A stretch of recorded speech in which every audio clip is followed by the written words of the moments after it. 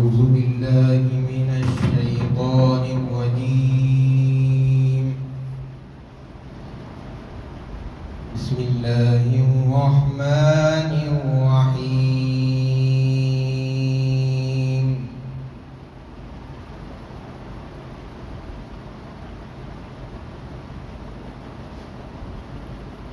قُلْنَا اهْبِطُوا مِنْهَا جَمِيعًا فَإِمَّا يَأْتِيَنَّكُم مِّنِّي هُدًى فَمَن تَبِعَ هُدَايَ فَلَا خَوْفٌ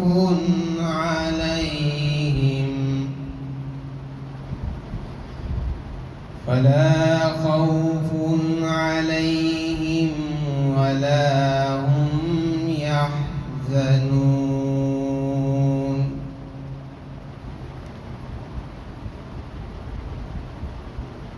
والذين كفروا وكذبوا بآياتنا أولئك أصحاب النار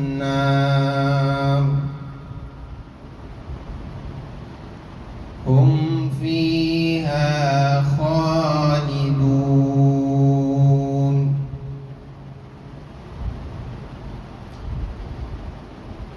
يا بني إسرائيل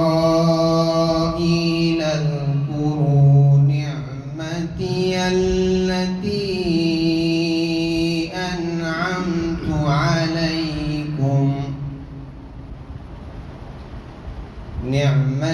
التي أنعمت عليكم وأوفوا بعهدي أوف بعهدكم وإياي فارهبون.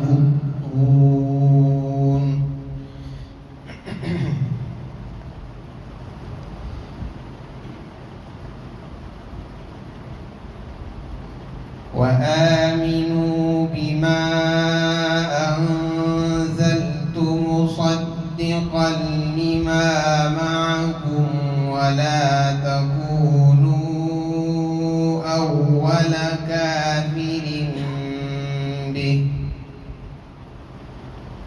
ولا تشتروا بآياتي ثمنا قليلا وإياي فاتقون. صدق اللہ العظیم.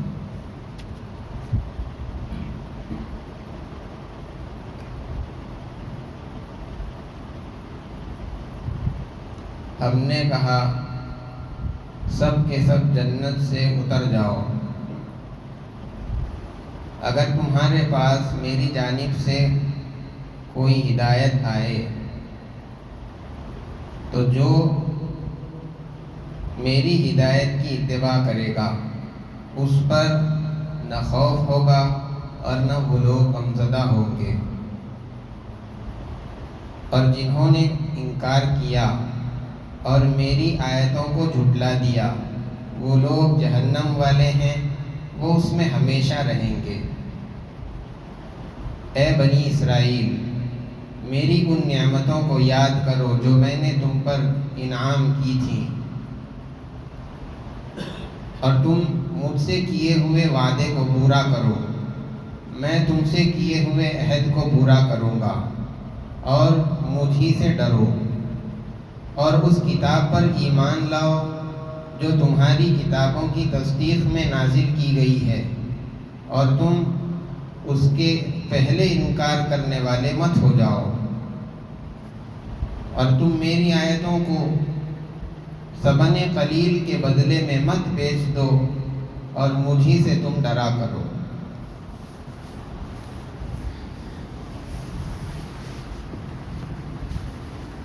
گزشتہ آیات کے اندر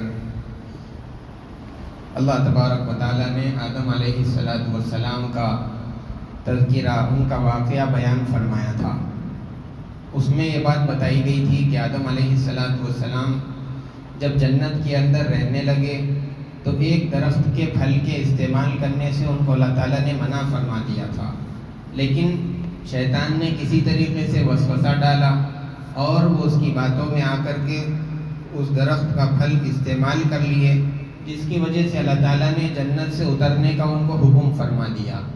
ایک مرتبہ پچھلی آیت کے اندر آدم علیہ السلام کو جنت سے اترنے کا تذکرہ کر دیا گیا تھا، یہاں پر دوسری مرتبہ اسی چیز کو اللہ تعالیٰ ذکر فرما رہے ہیں۔ مفسرین نے اس کی حکمت یہ بیان فرمائی کہ یہاں پر جنت سے اترنے کا حکم جو 2 مرتبہ ذکر کیا گیا ہے، اس لیے کہ پہلی مرتبہ تو جو جنت سے اترنے کا حکم دیا گیا تھا وہ بطور سزا کے تھا کہ تم سے ایک لغزش ہو گئی، جس کے نتیجے میں اب سزا کے طور پر آپ کو یہاں رہنے کی اجازت نہیں ہے، دنیا میں اتر جائیے۔ لیکن جب انہوں نے توبہ کر لی اور ان کی توبہ اور لغزش قبول ہو گئی، لغزش کو معاف کر دیا گیا، پھر اس کے بعد میں ان کو واپس جنت میں نہیں بلایا گیا، بلکہ دنیا میں رہنے کا حکم جو کا تو برقرار رکھا گیا، اور دوسری مرتبہ جو اترنے کا حکم دیا جا رہا ہے وہ بطور اعزاز کے کہ اب آپ جو دنیا کے اندر رہیں گے وہ ہمارے نائب اور خلیفہ بن کر کے رہیں گے۔ گویا کہ اترنے کا جو حکم تھا پہلے اس کی حیثیت تھی سزا کی، لیکن اب توبہ کر لینے کے بعد میں اسی حکم کی حیثیت ہو گئی ہے اعزاز کی اور حضرت آدم علیہ السلام کے اکرام کی۔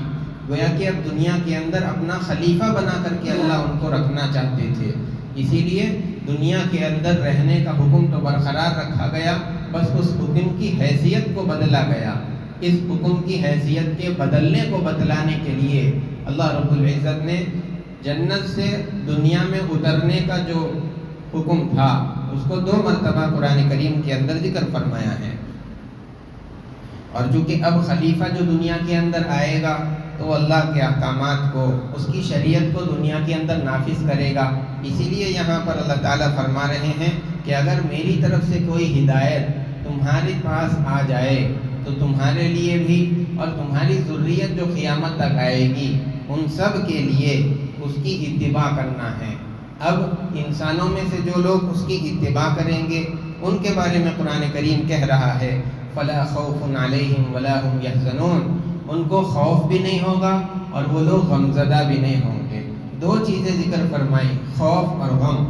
آدمی سے کوئی چیز چھوٹ جاتی ہے جس کو وہ آدمی حاصل کرنا چاہتا ہے لیکن اس کو پا نہیں سکا تو اس کو اس چیز کا غم رہتا ہے، اور آئندہ کسی چیز کا خطرہ ہے تو اس کا خوف دل کے اندر لگا ہوا رہتا ہے۔ جو لوگ اللہ کی بھیجی ہوئی ہدایت کو مانتے ہیں ان لوگوں کے بارے میں یہ کہا جا رہا ہے کہ کسی چیز کے چھوٹنے پر غم بھی نہیں رہے گا اور آئندہ اللہ کے عذاب اور پکڑ کا خوف بھی ان کے دل کے اندر نہیں رہے گا۔ وہ لوگ غم سے بھی مأمون رہیں گے اور آئندہ پیش آنے والے حالات، عذاب، گرفت، اس کے خوف سے بھی وہ لوگ مأمون رہیں گے۔ یہاں پر اللہ تبارک و تعالیٰ نے قرآن کریم کے اندر ذکر فرمایا کہ میری طرف سے اگر ہدایت آ جائے، خدا، مفسرین فرماتے ہیں کہ اس سے نبی، رسول اور اسی طریقے سے اللہ کی طرف سے کتاب نازل ہو جائے تو اس کی پیروی مراد ہے۔ اور جو لوگ آنے والی ہدایت کا انکار کرتے ہیں ان کے متعلق اللہ فرما رہے ہیں والذین کفروا وکذبوا بآیاتنا اولئک اصحاب النار، جو ہدایت کا انکار کرتا ہے، پیغمبر کی زبانی جو اللہ کے احکامات انسانوں تک پہنچائے گئے، جو کتاب انسانوں کو دی گئی، جو اس کا انکار کر دیتے ہیں، رسول کی بات نہیں مانتے، تو یہ لوگ جہنم والے ہیں، اور ہم فیہا خالدون، وہ جہنم کے اندر ہمیشہ رہنے والے ہیں۔ وہ زندگی ایسی ہے نہ وہاں پر ٹھیک موت آئے گی اور نہ بالکل آدمی خوشی خوشی زندہ رہے گا، بلکہ ایک درمیانی کیفیت ہے، اسی حالت کے اندر وہ لوگ جہنم میں ہمیشہ ہمیشہ رکھے جائیں گے۔ یہاں تک تو بات ہو گئی تھی چونکہ اللہ کے رسول صلی اللہ علیہ وسلم مدینہ منورہ کے اندر رہتے تھے اور وہاں پر آپ صلی اللہ علیہ وسلم کے سامنے جو لوگ تھے انکار کرنے والے، ان انکار کرنے والوں کے اندر 2 قسم کے لوگ تھے۔ ایک تو وہ جو بت پرستی کرتے تھے، جنہوں نے اپنے آبا و اجداد کو بت پرستی کرتے ہوئے دیکھا، یہ لوگ بھی اسی پر چل رہے تھے۔ یہ علم والے نہیں تھے، ان کے پاس کوئی قدیم اور جدید کسی طرح کا علم نہیں تھا، جاہل قسم کے لوگ تھے۔ یہ ایک طبقہ تھا۔ دوسرا طبقہ حضور کے سامنے وہ تھا جو اہل کتاب تھے، اہل علم تھے، اور پچھلے کسی نبی پر ایمان رکھنے والے تھے۔ یا تو حضرت موسیٰ علیہ السلام پر ایمان رکھتے تھے، یا تو حضرت عیسیٰ علیہ السلام پر ایمان رکھنے والے تھے۔ موسیٰ علیہ السلام کو ماننے والے یہ یہودی لوگ، اور عیسیٰ علیہ السلام کو ماننے والے یہ عیسائی لوگ۔ تو یہ لوگ بھی اللہ کے رسول صلی اللہ علیہ وسلم کے سامنے ہوتے تھے۔ ان کو بھی اسلام کا پیغام اور اللہ تبارک و تعالیٰ کے آخری دین کی دعوت پہنچانا حضور پاک صلی اللہ علیہ وسلم کی ذمہ داری تھی۔ اسی لیے جب یہاں پر ایک عمومی دعوت دے دی گئی، اور تو خاص طور سے اب اہل کتاب کو اسلام کی طرف دعوت دی جا رہی ہے۔ اہل کتاب کو دعوت اس لیے دی جا رہی ہے کیونکہ ان کا دوسرے لوگوں کے اوپر ایک اثر تھا، اور امید یہ تھی کہ اگر یہ علم والے لوگ ہماری بات کو مان لیتے ہیں، اسلام قبول کر لیتے ہیں، تو ان پڑھے لکھے لوگوں کو، علم والے لوگوں کو دیکھ کر کے جو لوگ جاہل ہیں وہ لوگ بھی اسلام کے اندر داخل ہو جائیں گے۔ اسی لیے اللہ تبارک و تعالیٰ نے خاص بنی اسرائیل کو مخاطب کیا۔ اس کے اندر دیکھیے اللہ تعالیٰ نے بنی اسرائیل کا لفظ ذکر کیا۔ عیسائی ہو، یہودی ہو، دونوں لوگ، یہ دونوں قومیں جو ہیں بنی اسرائیل میں ہی شامل ہوتے ہیں۔ اسرائیل یہ حضرت یعقوب علیہ السلام کا نام ہے۔ اسرائیل عبرانی زبان کا لفظ ہے، اس کے معنی ہیں اللہ کا بندہ۔ اب حضرت یعقوب علیہ السلام کے دو نام ہو گئے، ایک ہو گیا یعقوب اور دوسرا ہو گیا اسرائیل۔ اللہ تبارک و تعالیٰ نے جب ان اہل کتاب کو پکارنا چاہا تو حضرت کا یعقوب نام لے کر نہیں بلایا، بلکہ اسرائیل کی اولاد بتایا ہے۔ یعقوب کی اولاد بھی کہہ سکتے تھے، لیکن وہ نہیں کہا، بلکہ فرمایا بنی اسرائیل۔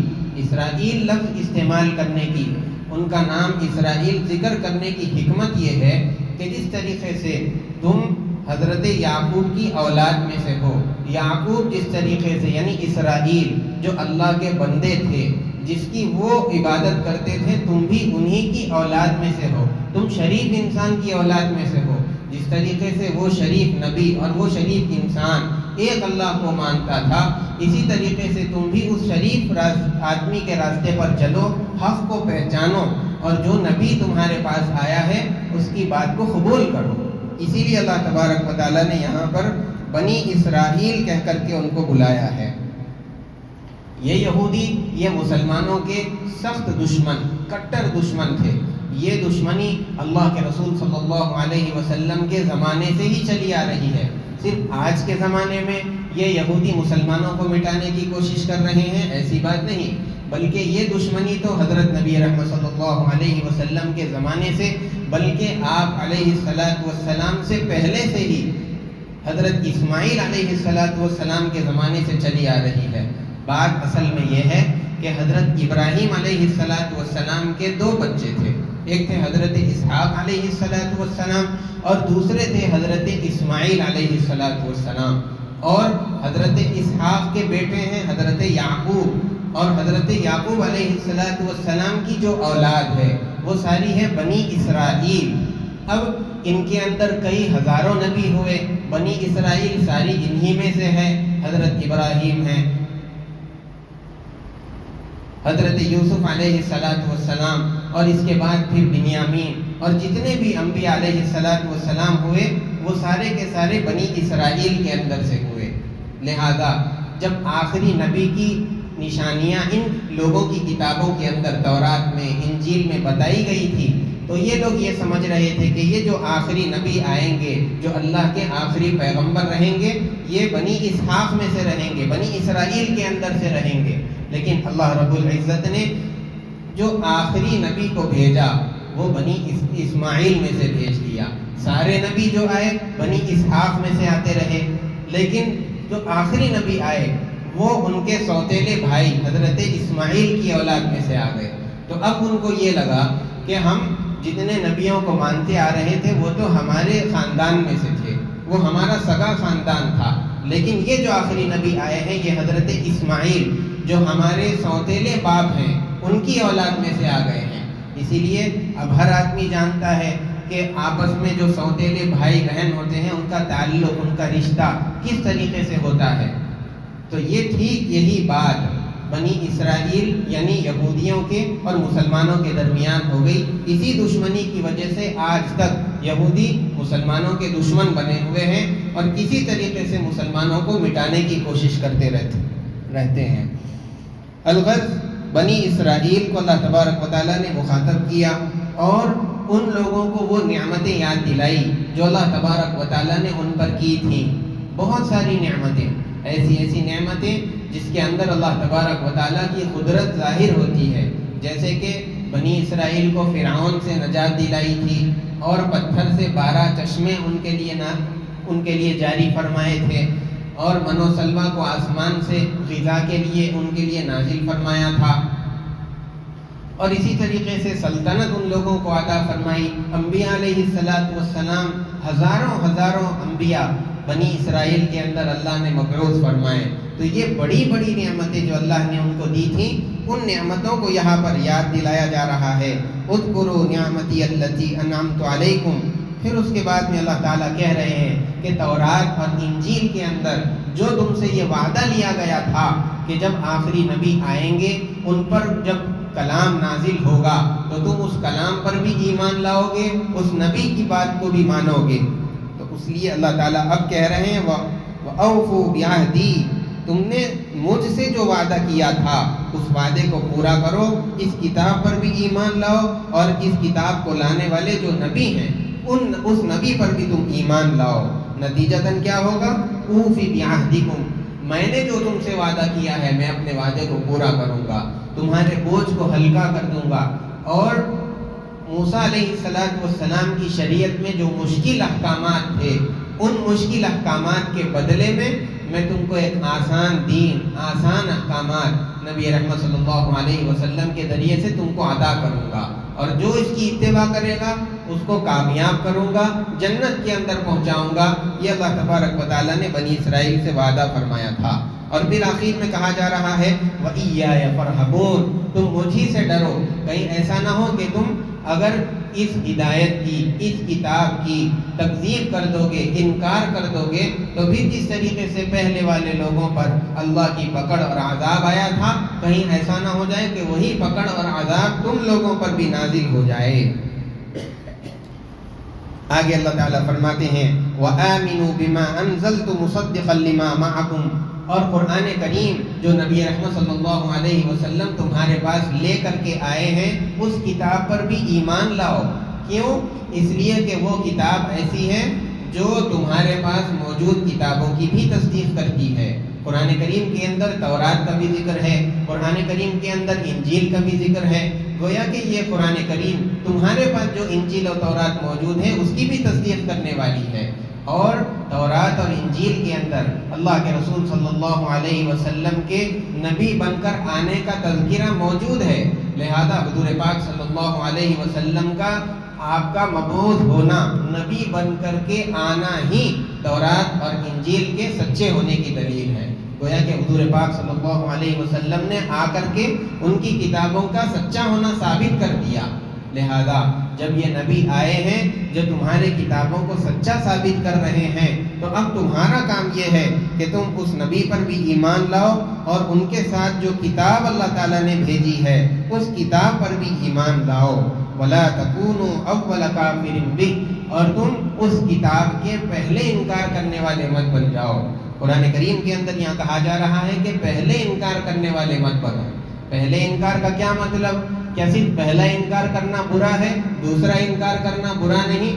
نہیں، یہ بات نہیں ہے، یہ بولنا نہیں چاہ رہے ہیں، بلکہ یہ کہنا ہے کہ تم علم والے ہو، جانتے ہو، تمہاری کتابوں کے اندر لکھا ہوا ہے کہ ایک نبی آئیں گے، ان کو کتاب ملے گی، سب کچھ جاننے کے باوجود بھی تم انکار مت کرو۔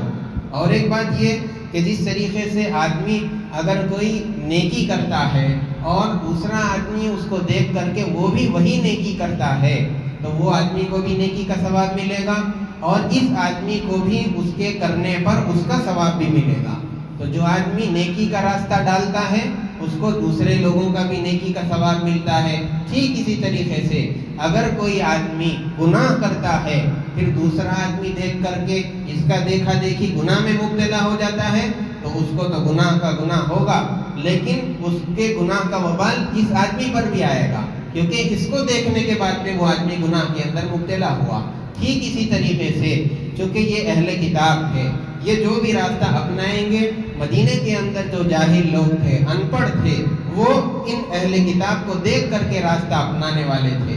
اسی لیے ان سے کہا گیا کہ اگر تم انکار کرو گے، اللہ کے رسول صلی اللہ علیہ وسلم کی تکذیب کرو گے، قرآن کریم کی تکذیب کرو گے، تو تم کو دیکھ کر کے یہ جو مدینے کے اندر جاہل ہے یہ بھی انکار کے راستے پہ چلیں گے۔